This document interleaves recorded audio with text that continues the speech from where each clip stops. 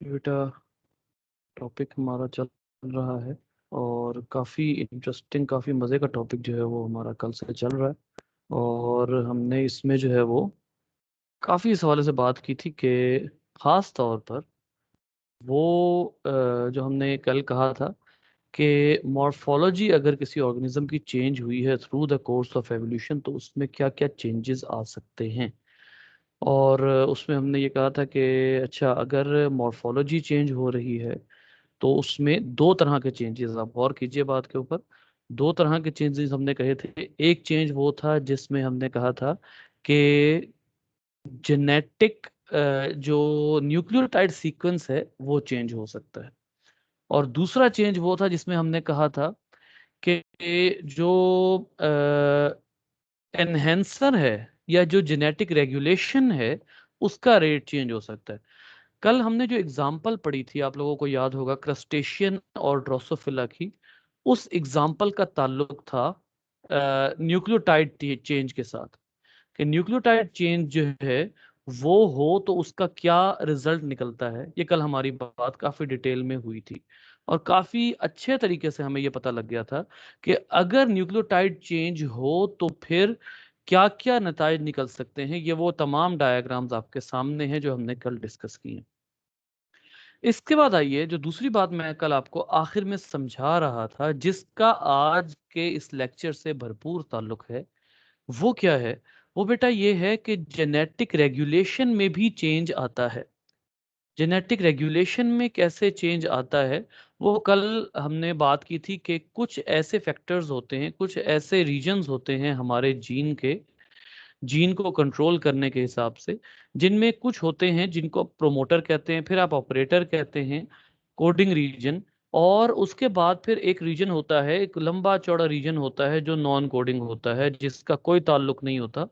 लेकिन उसके अलावा कुछ कंट्रोलिंग एलिमेंट्स होते हैं जो काफी डिस्टेंस पे, फॉर एग्जांपल दरमियान में टोटल डीएनए के कितने न्यूक्लियोटाइड्स मौजूद हैं? 500 न्यूक्लियोटाइड्स मौजूद हैं दरमियान में। अब ये जो 500 न्यूक्लियोटाइड्स मौजूद हैं, ये किस किस के दरमियान में है? प्रोमोटर और ये जो रीजन है इसके दरमियान में 500 न्यूक्लियोटाइड्स मौजूद हैं। लेकिन ये जो रीजन है जिसको हमने कल एनहेंसर का नाम दिया था, ये इतना दूर होने के बावजूद इस जीन को कंट्रोल कर रहा है। इतना दूर होने के बावजूद इस जीन को कंट्रोल कर रहा है। इस पूरे जीन के सेगमेंट को हमने क्या नाम दिया था? एनहेंसर का नाम दिया था। और इसके 3 टुकड़े किए थे और हर टुकड़े को हमने क्या नाम दिया था? Control element.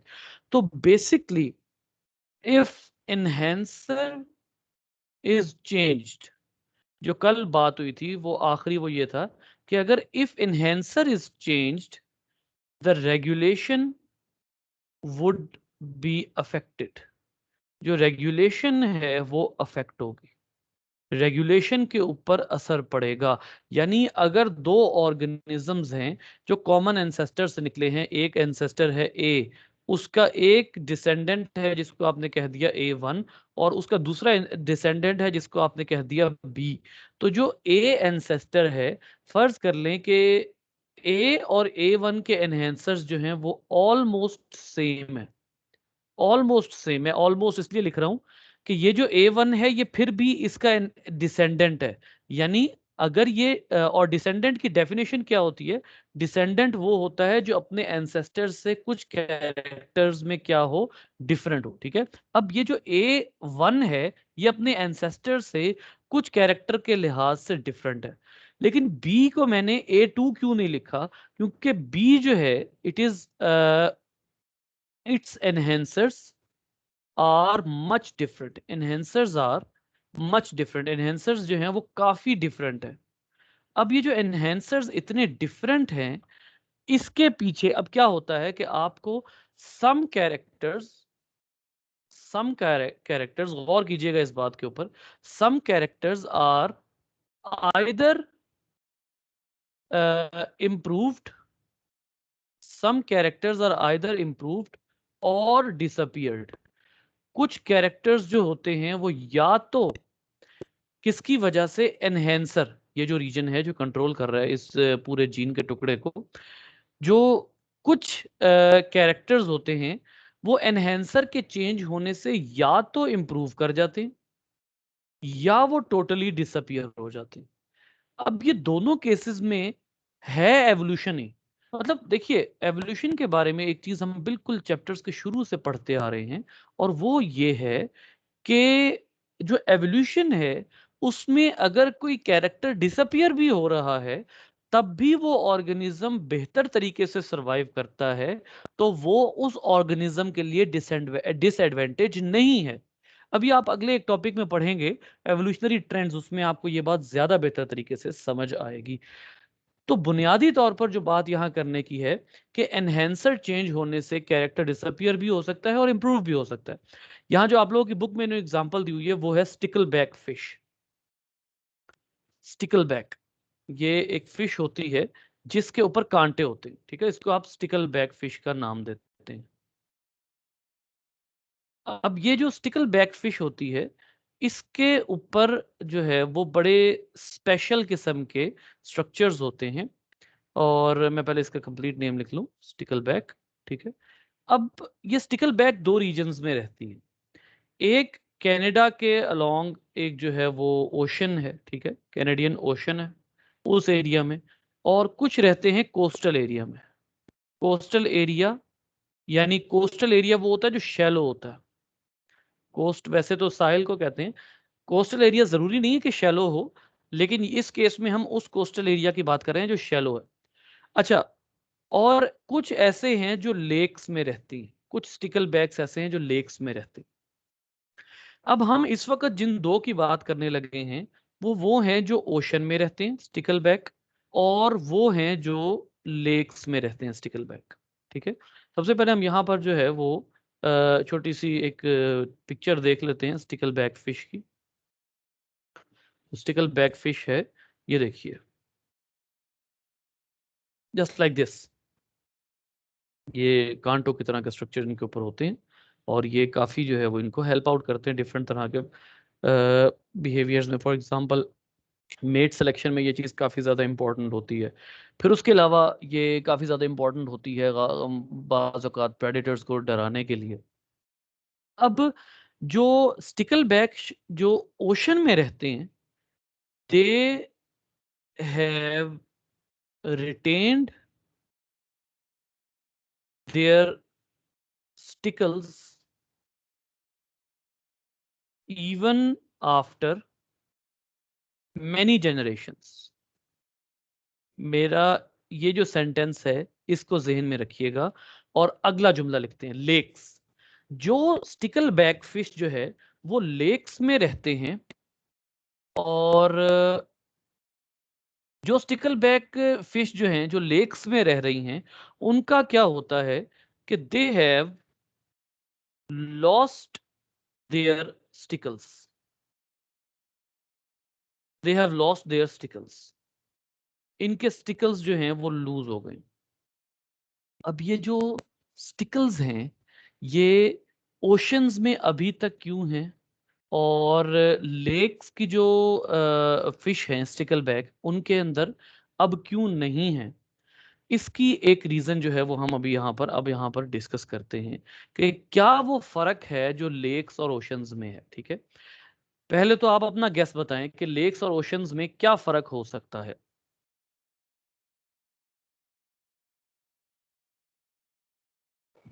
The difference of environment like calamity. जी ठीक है। अच्छा, उसके अलावा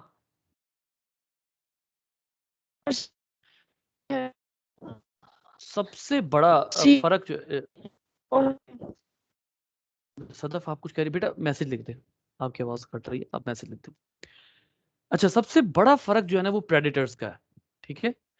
प्रेडिटर्स जो हैं जो कि which are afraid from the stickles, ये स्टिकल से जो है वो अफ्रेड होते हैं, ठीक है। जाहिर सी बात है, अब ये एक these are just like very strong thorn like structures जो कि आकर उस प्रेडेटर को नुकसान पहुंचा सकते हैं।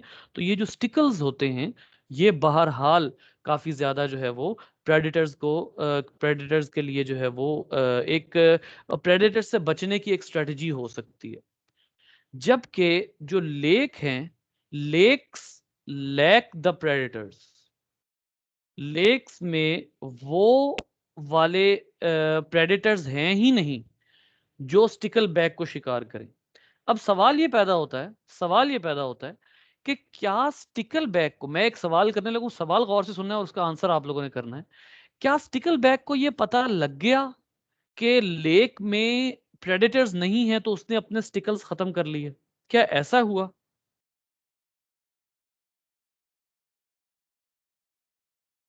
जी बेटा।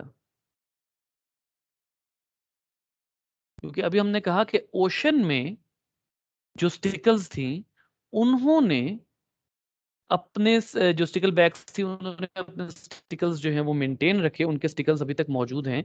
जबकि जो वो वाले फिश हैं जो कि लेक्स में हैं उनके स्टिकल्स जो हैं वो गायब हो चुके हैं। उसकी एक वजह जो है वो प्रेडेटर्स हैं। मेरा सवाल ये है कि क्या जो स्टिकल बैग फिश लेक वाली है उसको पता लग गया कि अब प्रेडेटर्स आना खत्म हो गए हैं तो अब मुझे स्टिकल्स नहीं, क्या उसको ये पता लग गया?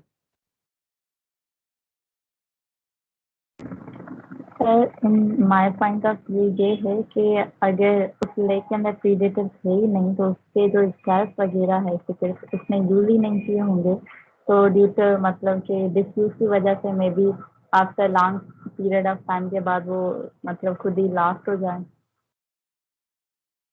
ओके, ठीक है, चले एक पॉइंट ऑफ व्यू आ गया। और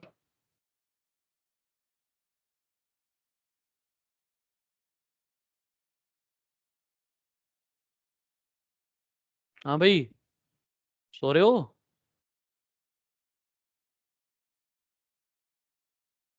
बेटा, इस बात का जवाब जो है वो, वैसे मुझे उम्मीद ये थी कि जो एवोल्यूशन पढ़ते आ रहे हैं वो इसका जवाब बखूबी दे देंगे।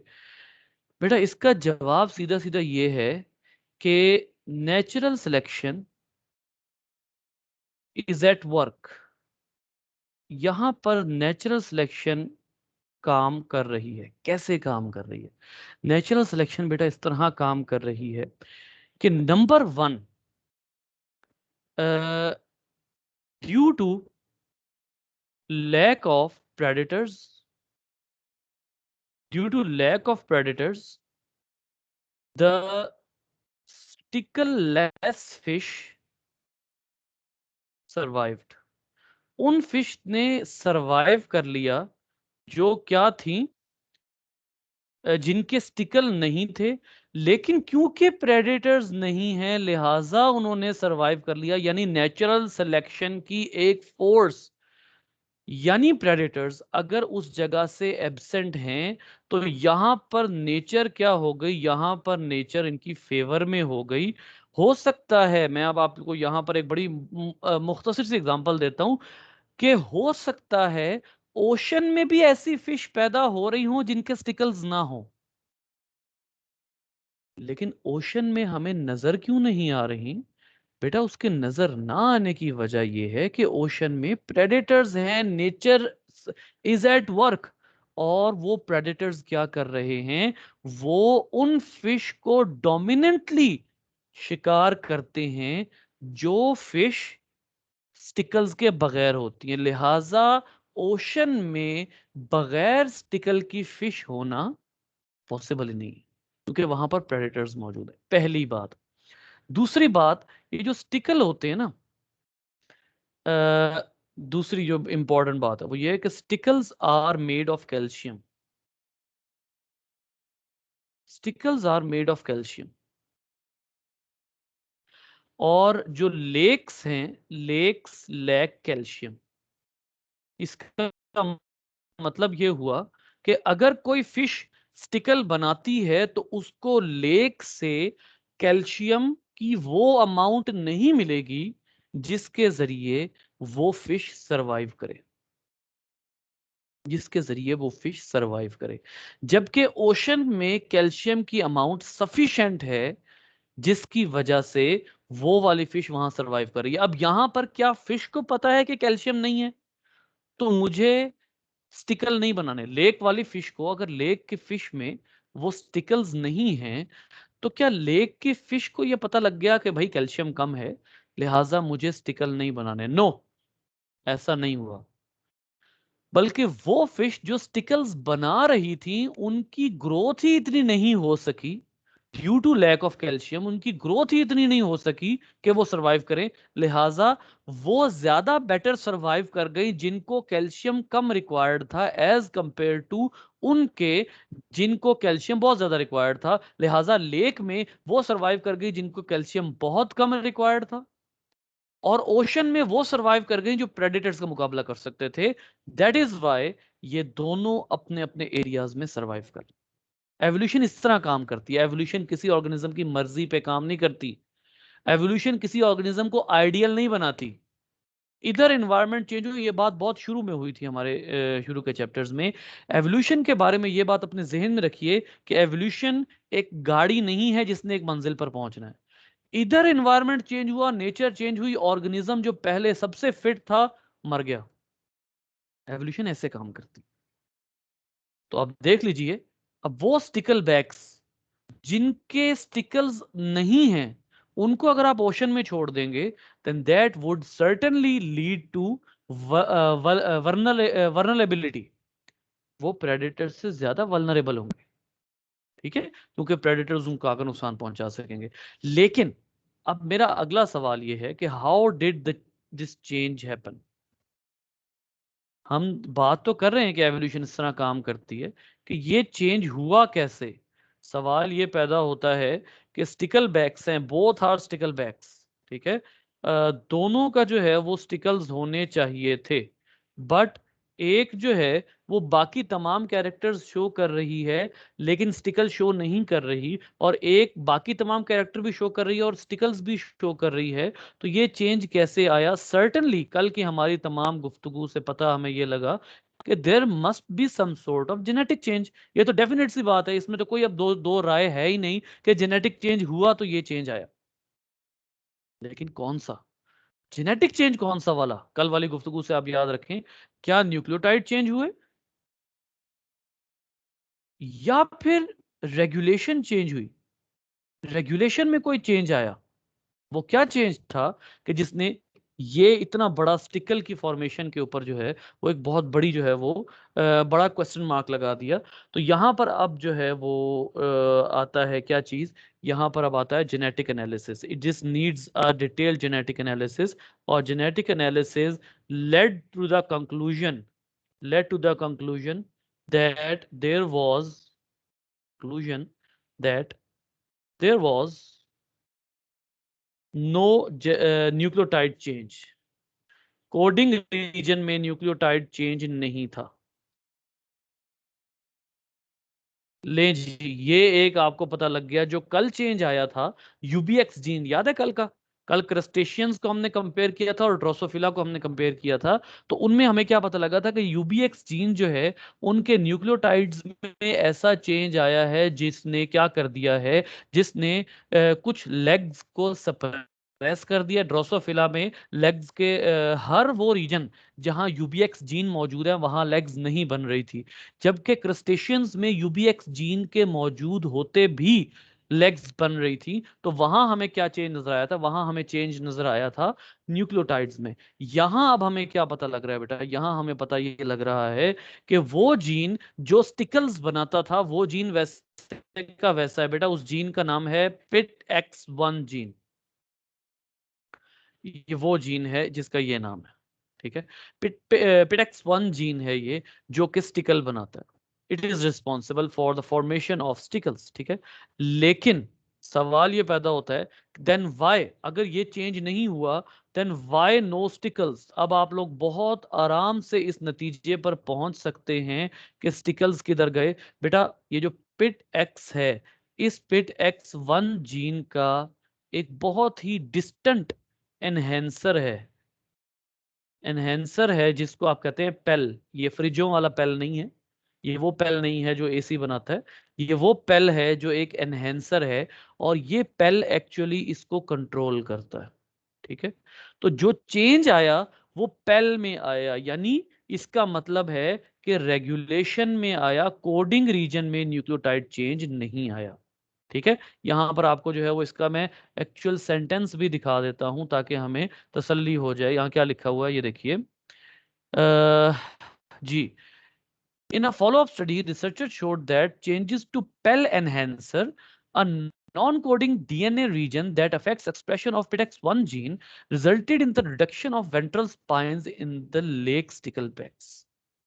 अब ये वो चीज है जो कि मैं इतनी देर से कह रहा हूं कि एक्चुअली वो एनहेंसर था जिसकी वजह से ये सारा जो है वो चेंज आया, विच सर्टनली मीन्स कि यहां से एक बात तो वाजे हो जाती है, और वो क्या है, वो ये है कि बगैर जेनेटिक चेंज के कोई भी मॉर्फोलॉजिकल अपसेटनेस पॉसिबल नहीं है।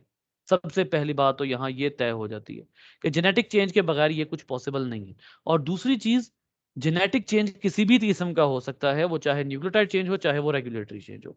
हाँ, एक और बात है, वो ये है कि जो चेंज आ रहा है, change is occurring in developmental genes. ये एक बड़ी इंपॉर्टेंट बात है। ये मैंने आप लोगों को कुछ अर्सा पहले जब हम जेनेटिक्स के चैप्टर पढ़ रहे थे तब भी बताया था कि एक बहुत बड़ी ब्रांच है जिसको आप कहते हैं evo Daewoo, evolutionary development, evo Daewoo.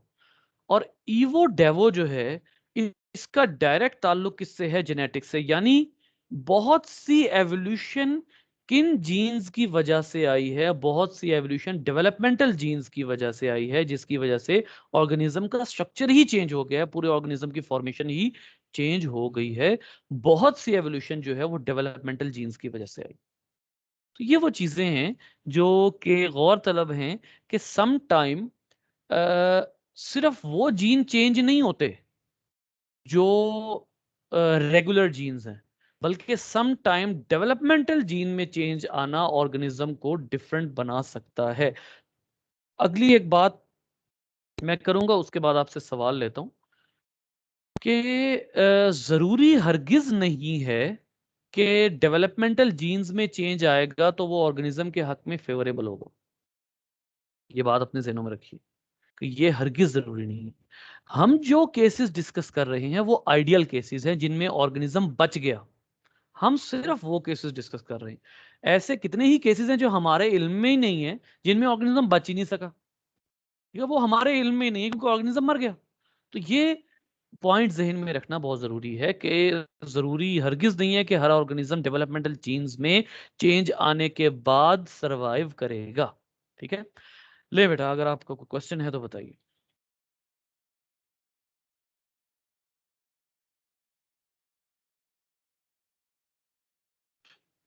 जी, मैं वेट कर रहा हूँ।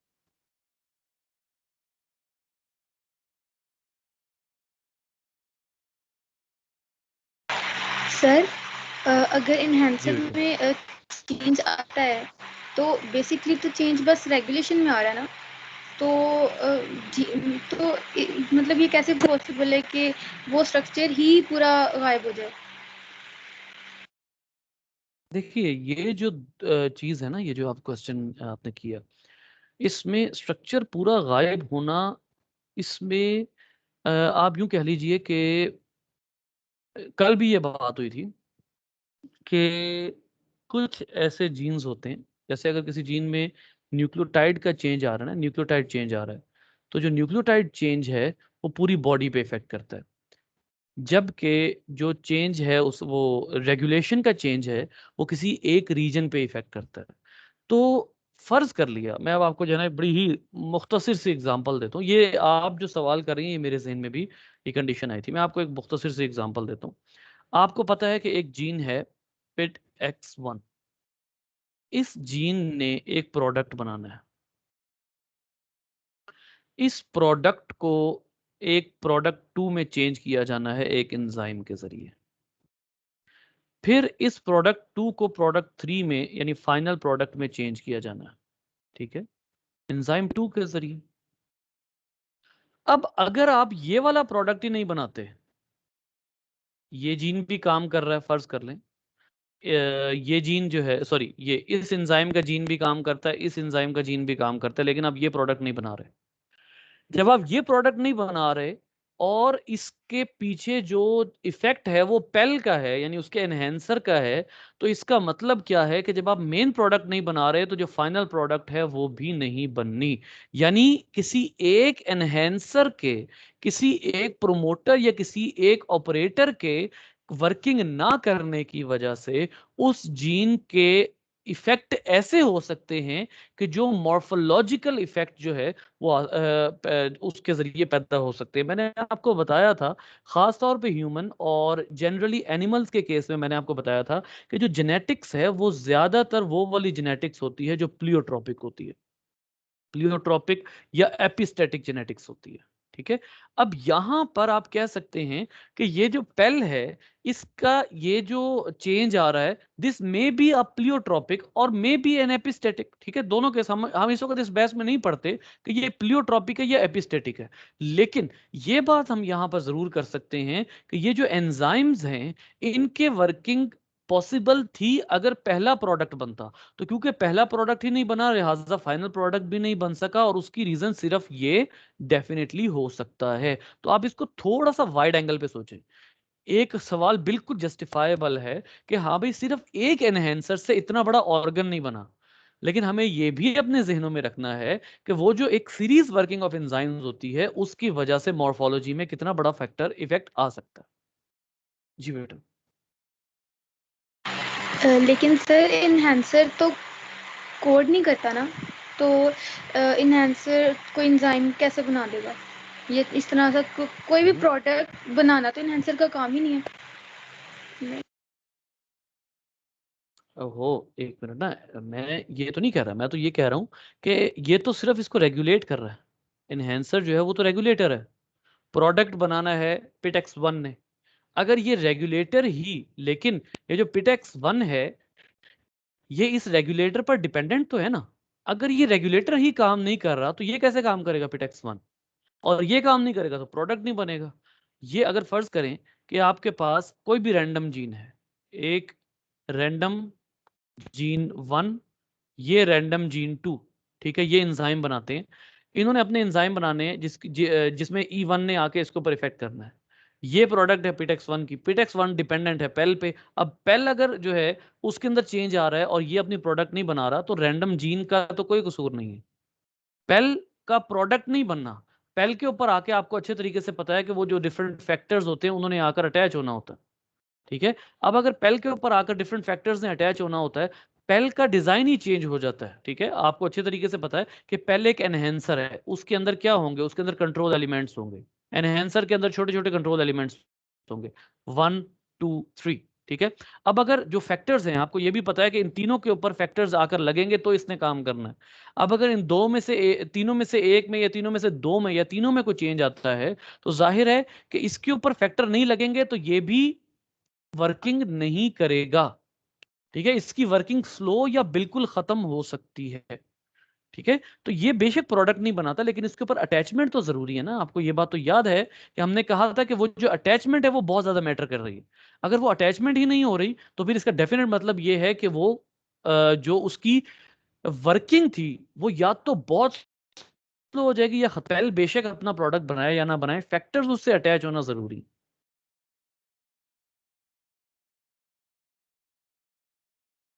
जी बेटा।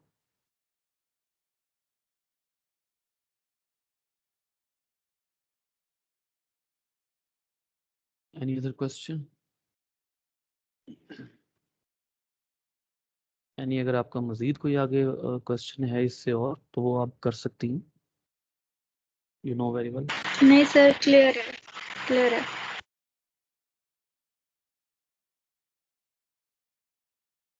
अच्छा जी, सवाल ये पैदा होता है बहुत लोगों के जहनों में जिन्होंने एवोल्यूशन खास तौर पर किसी पढ़ाने वाले से नहीं पढ़ी, उनके जहनों में सबसे बड़ा सवाल ये क्रिएट होता है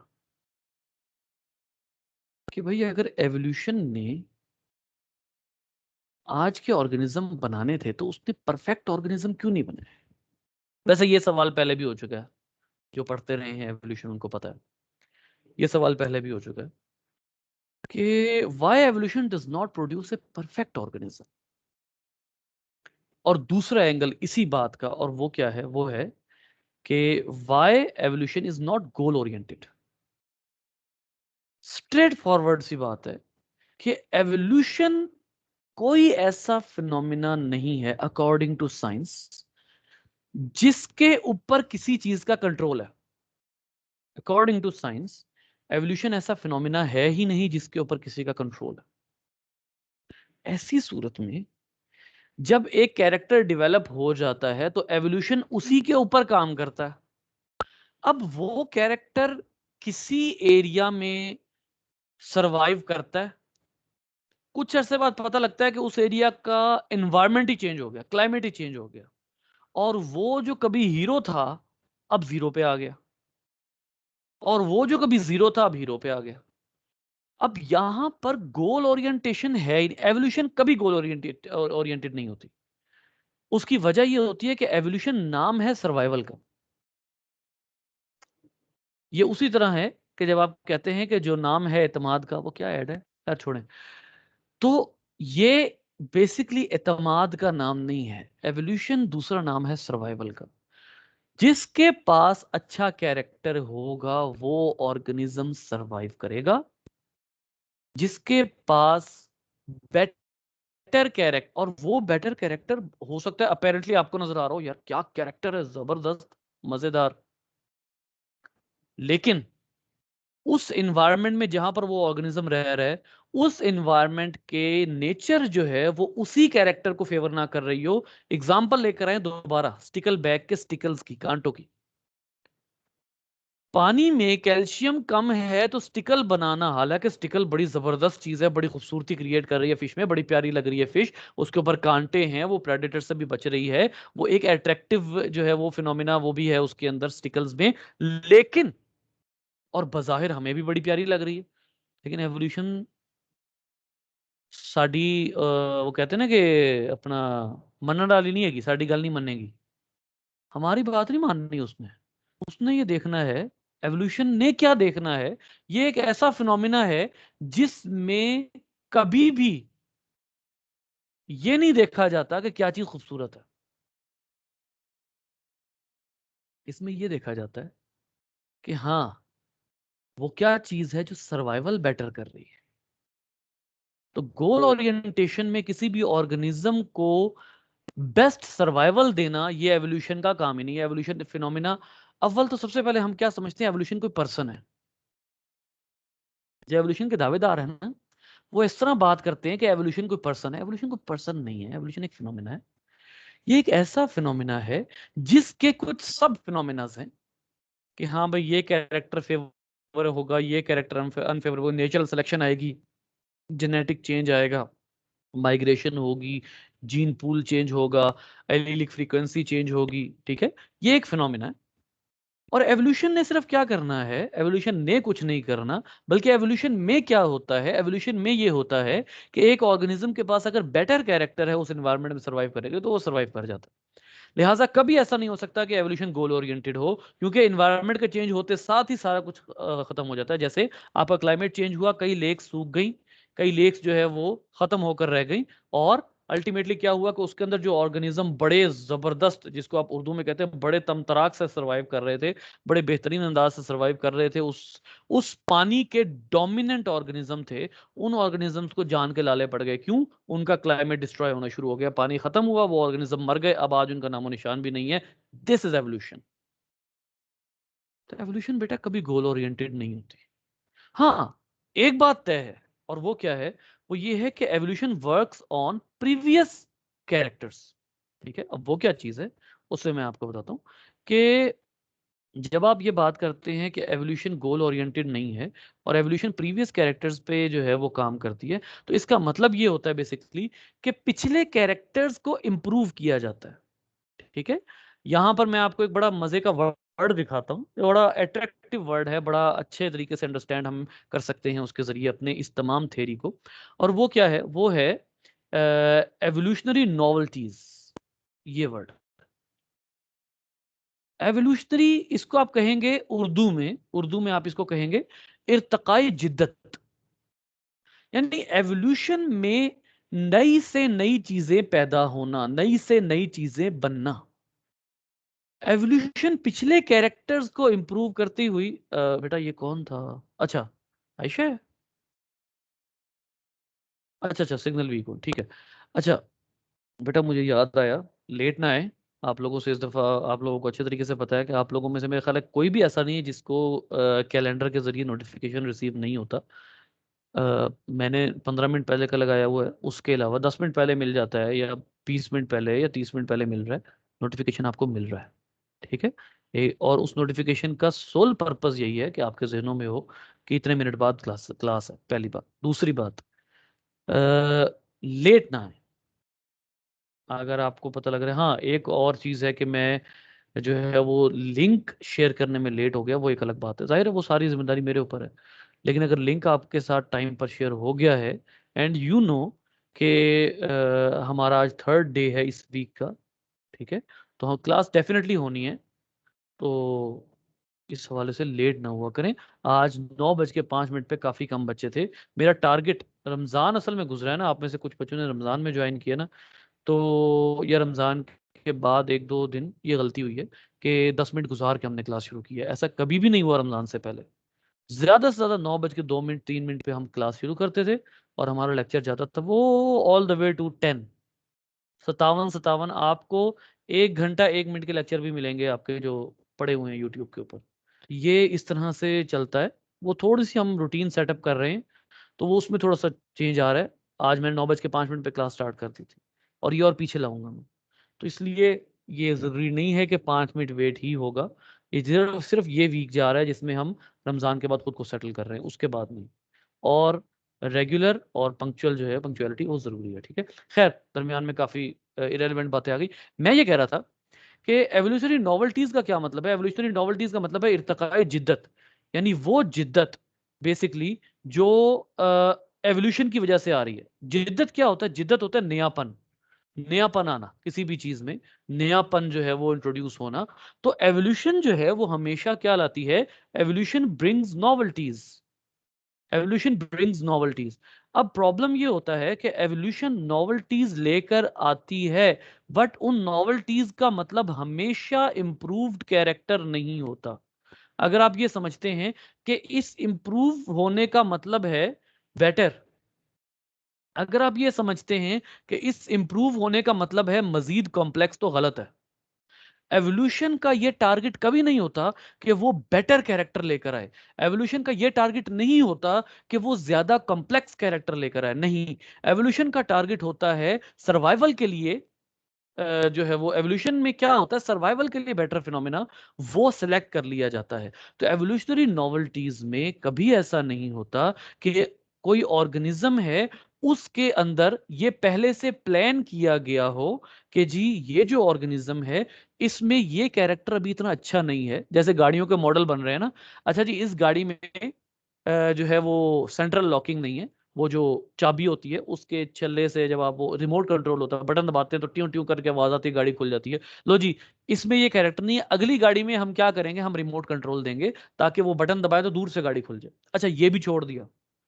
बहुत सी गाड़ियां क्या होती हैं, ये मैं एक मिसाल दे रहा हूँ, इस वक्त पाकिस्तान में मौजूद है और बहुत लोगों के पास है। क्या है कि जी करीब जाके मालिक खड़ा होता है, उसकी जेब में सिर्फ एक छोटा सा सेंसर होना चाहिए, गाड़ी उस सेंसर को सेंस करती है, गाड़ी खुद ही खुल जाती है, ठीक है। वो मालिक अंदर बैठता है, बटन दबाता है, गाड़ी स्टार्ट हो जाती है। ये एक अगली इंतहा है। फिर अब क्या गाड़ी आ गई, अब हाइब्रिड गाड़ी आ गई, 100 की स्पीड तक उसने इलेक्ट्रिसिटी पे चलना है, पेट्रोल यूज नहीं होना, पोल्यूशन कम हो रही है। एवोल्यूशन ऐसे काम नहीं कर रही। एवोल्यूशन ये नहीं सोचती, एवोल्यूशन कोई पर्सन नहीं है, कोई जो है वो साइंस के मुताबिक बात कर रहा हूँ। याद रखिए आप लोगों के जहनों में बहुत से सवालात आ रहे होंगे, खास तौर पर न्यू कमर्स के जहनों में। परेशान मत होइएगा, इसको भी क्लियर करूंगा अगर आपने ये सवाल करना है मेरे से। साइंस की रूह से एवोल्यूशन कोई पर्सन नहीं है जिसने कहा कि अब इसमें ये कैरेक्टर है, लो जी अगली दफा इसमें ये इंप्रूवमेंट आएगी, लिख लिया, बिल पास हुआ, साइन किया, स्टैंप लगी, लो जी अगली दफा जो ऑर्गेनिज्म बनेगा उसमें ये कैरेक्टर आएगा। नहीं, एवोल्यूशन इस तरह काम नहीं करती। अगर एवोल्यूशन इस तरह काम करती होती तो आज ह्यूमन भी बहुत चेंज होता। क्योंकि आपको ये बात पता है कि कैमरा बनाने वाले ये कहते हैं कि ह्यूमन की आंख में वो परफेक्शन नहीं है जो होनी चाहिए। साइंटिस्ट्स और कैमरा बनाने वाले ये कहते हैं। सवाल ये पैदा होता है कि अगर ह्यूमन की आंख में वो नहीं, फिर ह्यूमन की आंख इतनी एलिगेंट, इतनी एक्सेलेंट वर्किंग क्यों करती है? हो सकता है इसमें आगे मजीद इंप्रूवमेंट आनी हो, इसमें मजीद चेंज आना हो। ठीक है, तो इसका मतलब ये होगा कि जब आप एवोल्यूशनरी नॉवेल्टीज की बात करते हैं तो इसका मतलब ये है कि पिछले ही कैरेक्टर, हो सकता है कि कोई एक पिछला कैरेक्टर सदियों चलता रहे। अभी यहां पर एक सेंटेंस मैं आपको दिखाता हूं, ये देखिएगा। ये जो आपके सामने ये डायग्राम बनी हुई है, ये लिम्पट्स हैं, ये मोलस्क्स हैं। और ये मोलस्क्स तकरीबन कब से सरवाइव कर रहे हैं? ये मोलस्क्स सरवाइव कर रहे हैं, ये बस इतना ही लिखा हुआ है, had long evolutionary history demonstrating that their simple eyes are adequate to support their survival and reproduction। यानी इसका मतलब ये है कि अगर ये लिम्पेट्स सरवाइव कर रहे हैं तो लिम्पेट्स मोलस्क होते हैं। मैं आपको दोबारा दिखा देता हूँ। ये लिम्पेट्स जो है ये ऐसे मोलस्क्स हैं जो चट्टान से चिमट के रहते हैं, और जब दिन निकलता है तो ये चट्टान से अपनी गिरफ्त जो है वो हल्की कर देते हैं, और जब रात होती है तो ये अपनी चट्टान से चिपकते हैं। और इनके अंदर ऐसे फोटो रिसेप्टर्स होते हैं जो लाइट की इंटेंसिटी को फील करके अपनी जो स्टिकीनेस है उसको डिटरमिन करते हैं। लाइट ज्यादा होगी, ये उधर से सेपरेट हो सकते हैं, लाइट कम होती जाएगी, ये उसके साथ स्टिक होते जाएंगे, चिपकते जाएंगे। अब ये जो चीज है ये लंबी चौड़ी एवोल्यूशनरी हिस्ट्री है और ये सरवाइव कर रहे हैं अभी तक। इसका मतलब ये है कि सर्वाइवल के लिए उस आंख की जरूरत नहीं है जो ह्यूमन के पास। इसमें कोई शक नहीं है, आपको बहुत अच्छे तरीके से पता है कि जो इंसेक्ट्स हैं उनकी जो आईज हैं वो उनको ऐसा कमाल सरवाइव करवाती हैं, क्या ही बात है।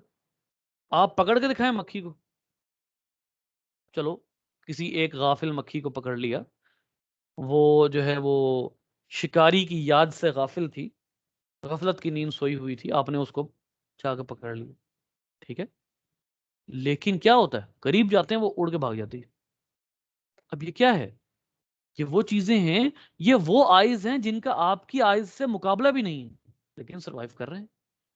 अब बहुत से मोलस्क्स ऐसे हैं, बेटा मेरी आवाज ठीक आ रही है आप लोगों को? जी सर।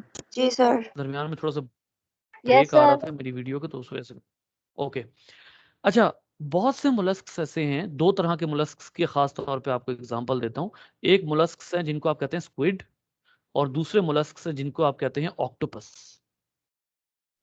ये वो हैं जिनकी eyes as excellent as human है, ह्यूमन जैसी आईज है इनमें, थोड़ी कम होंगी, है यहां बुक में लिखा हुआ है कि एज सिमिलर एज ह्यूमन। अब एक तरफ मैं बता रहा हूं आपको वो मोलस्क्स जिनकी आईज सिर्फ शेडो को फील करती हैं, और एक ये मोलस्क्स हैं जिनकी आईज ह्यूमन जैसी आईज के करीब हैं। और आपको ये पता है कि ह्यूमन के पास वो आई है ही नहीं जो ईगल के पास है। अब यहां पर जब आप कहते हैं, इसका मतलब है कि परफेक्शन की तरफ तो जा ही नहीं रहा ना मामला। जो सारी सिचुएशन है वो ये है कि बेटर सर्वाइवल में कौन सी चीज हेल्प आउट कर रही है, बस ये सारा उसके पीछे फिनोमिना है। अब ये बात भी यहां पर आप लोगों की बुक में मेंशन है कि एवोल्यूशनरी नॉवेल्टीज जो होती हैं ये बेसिकली एक सिलसिला होता है, एक सिलसिला होता है जिसमें ऑर्गेनिज्म बेटर सर्वाइवल के लिए कुछ कैरेक्टर्स क्रिएट करते रहते हैं, उनके अंदर कुछ कैरेक्टर्स आसे आते रहते हैं जिनको नेचर सेलेक्ट कर लेती है, और जब उनको नेचर सेलेक्ट कर लेती है तो वो ज्यादा बेटर सर्वाइव करना शुरू कर देते हैं। जैसे यहाँ बड़ा प्यारा सेंटेंस लिखा हुआ है, मुझे बड़ा अच्छा लगा। वो सेंटेंस था कि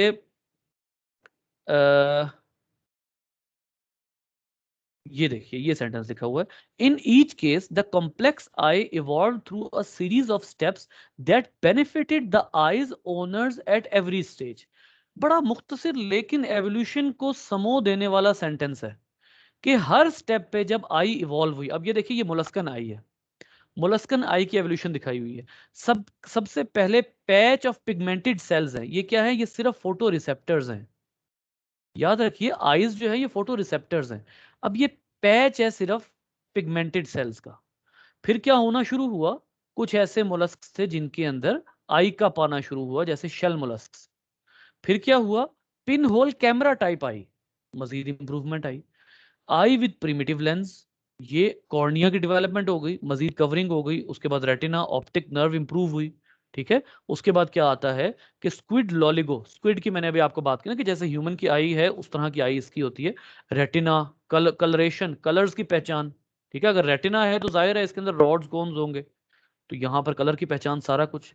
अब ये एक तसलसल है जिसमें से इनमें से कोई भी ऐसा नहीं है जो कि इस वक्त सरवाइव नहीं कर रहा। All are surviving. अपनी उस आंख को लेके वो सारे सरवाइव कर रहे हैं और बड़ा अच्छा सरवाइव कर रहे हैं। इसका क्या मतलब है? अपने एनवायरनमेंट के मुताबिक मुनासिब कैरेक्टर जो है वो सबके पास है। तो जो नॉवल्टीज होती हैं ह्यूमन की आईज का भी यही है कि ह्यूमन जहां जहां से इवॉल्व होता आया है वहां से आईज कॉम्प्लेक्स होती गई हैं, लेकिन उस कॉम्प्लेक्शन का मतलब ये नहीं है कि पहले से प्लान था। उस कॉम्प्लेक्शन का मतलब एक्चुअली ये है कि बेटर सर्वाइवल, जो अगला जेनेटिक चेंज आया उसने उस ऑर्गेनिज्म को बेटर तौर पर सर्वाइव करने का मौका दे दिया, ठीक है। उससे अगले चेंज ने उस ऑर्गेनिज्म को मजीद, हो सकता है कलर शार्प होते रहे, कलर शार्प हुए, वो ऑर्गेनिज्म मजीद बेटर सर्वाइव हुआ और अच्छा सर्वाइव हुआ, अल्टीमेटली ह्यूमन की आय यहां तक पहुंच गई। हो सकता है ह्यूमन की आइज में इन फ्यूचर कोई ऐसा चेंज आए कि जो उस इससे भी ज्यादा बेटर सर्वाइवल पॉसिबल बनाए। लेकिन इसका मतलब ये नहीं है कि जो दूसरे ऑर्गेनिज्म ह्यूमन के साथ एनिमल सर्वाइव कर रहे हैं उनकी जो आइज है वो किसी भी तरह उनको उनके इन्वायरमेंट में सर्वाइव नहीं करने दे रही। आप यकीन करें, मैंने अनलकीली पिछले दिनों एक वीडियो डिलीट की अपने मोबाइल से। वो 7 मिनट्स ऑफ फॉरेस्ट नाइट था, एक जंगल में 7 मिनट रात के। सोच रहा था कि अगर ह्यूमन इस जगह खड़ा हो तो उसको तो एहसास ही ना हो कि मेरे पास से क्या कुछ गुजर रहा है।